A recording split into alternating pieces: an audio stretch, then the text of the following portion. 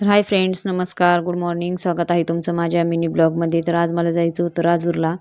त्यासाठी चालू होती सगळी गडबड घाईघाईमध्ये. छोटासा व्हिडिओसुद्धा शूट केला आहे. इथं मी मुलींना घातल्या अंघोळी, धुणं भांडी करायची. धुणं भांडी झाल्यानंतर माझं आवरायचं. स्वयंपाक वगैरे पण माझा आवरलेला होता. धुणं भांडी झाल्यानंतर मी इथे केली देवपूजा. देवपूजेशिवाय माझा दिवस चालू होत नाही. त्यानंतर मी आवरलं माझं आणि मुलींचं. त्यानंतर आम्ही आलो खाली आल्यानंतर डायरेक्ट आम्ही पोहोचलो पेट्रोल पंपावरती पेट्रोल भरायला. तिथून थोडंसं पुढे गेलो आणि मग लखनरावांना घ्यायचा होता चष्मा घेण्यासाठी थांबलो. इथं चष्मा वगैरे घेतला.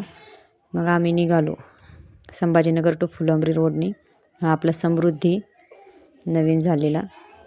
तिथून पुढे आम्ही पोहोचलो चौक्यामध्ये पोहोचल्यानंतर सगळ्यात पहिले म्हणजे त्या गाडीहूनच आम्ही म्हसोबा महाराजांचं दर्शन घेतलं. त्याच्यात थोडंसं पुढे गेले, मग तिथं आम्हाला बुद्धविहार दिसला, लोकउत्तार बुद्धविहार. तरी गौतम बुद्धांचं मी कॅमेऱ्यामध्ये रेकॉर्ड केलेलं आहे, गौतम बुद्धांची मूर्ती. त्यानंतर आम्ही पोहोचलो इथं कोलते टाकळीला पोहोचल्यानंतर आम्ही इथं थोडासा नाश्ता वगैरे केला. नाश्ता केल्यानंतर परत पुढे आमची थोडीशी अशी मजाक झाल्यानंतर निघालो आम्ही राजूरच्या रस्त्याने. आणि आता ठरवलं होतं कुठंच थांबायचं नाही, लवकर जायचं. पण झालं असं, आम्हाला नाविलाजाने एका ठिकाणी थांबावंच लागलं. कारण की खूप अशी लतलेली बोर दिसली होती, खूप बोरं पिकलेली होती. मग बोरं बघितले, तोंडाला आलं पाणी.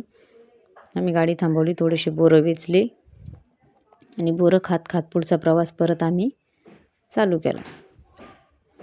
मग आता फायनली आम्ही पोहोचलो होतो राजूरमध्ये. आज होता राजूरचा बाजार. पूर्ण गर्दी होती राजूरमध्ये रस्त्याने वगैरे. तिथून आम्ही पोहोचलो मंदिरावर पोहोचल्यानंतर गाडी पार्क केली. पूजाचं सामान वगैरे आम्ही इथनं घेतलं होतं. पूजेचं सामान इथं मी घेतलं, नारळ, प्रसाद, पेढे वगैरे. आणि मग नारळ घेऊन आम्ही निघालो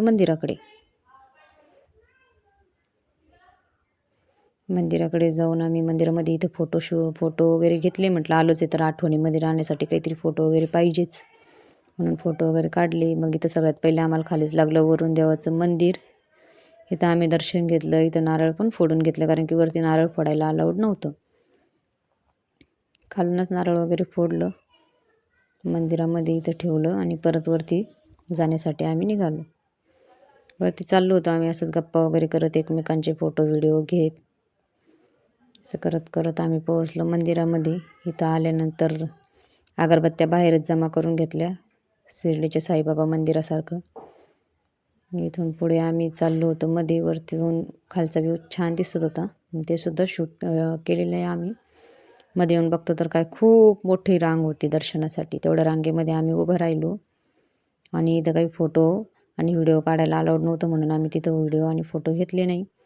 गणपती बाप्पांच्या मंदिरातनं बाहेर आलो. मग बाहेर पण इथे खूप सारे देवस्थान होते, तेवढ्या सगळ्यांचं आम्ही दर्शन घेतलं.